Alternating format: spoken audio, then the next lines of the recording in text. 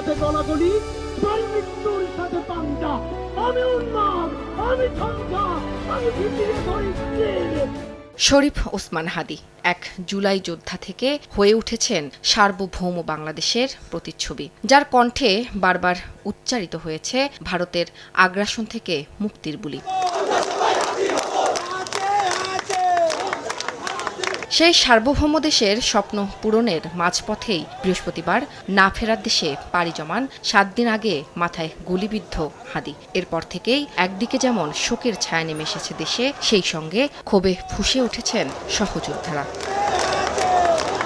ওসমান হাদীর মৃত্যুর খবরের পর থেকে রাজধানীর শাহবাগ ব্লকেড করে অবস্থান করেন ছাত্র জনতা।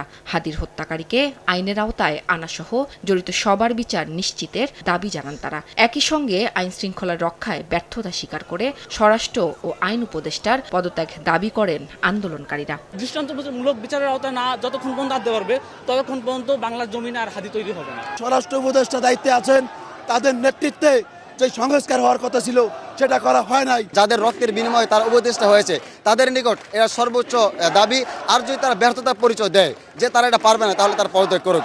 দেশের পলাতক খুনিদের আশ্রয় দিয়ে ভারত সার্বভৌম বাংলাদেশের বিরোধিতা করছে দাবি করে আন্দোলনকারীরা অবিলম্বে হাদীর খুনিসহ সব পলাতক আসামিকে ফিরিয়ে দেওয়ার দাবি জানান। কেউ কেউ ডাক দেন ভারতীয় পণ্য বর্জনের। ডক্টর ইউনূস স্যারকে আমরা অনুরোধ করবো যেন ভারতের পণ্যগুলোকে আমরা বয়কট করতে চাই। আমি বাংলাদেশের সকল জনগণকে বলতে চাই, ভারতীয় পণ্য বর্জন করুন।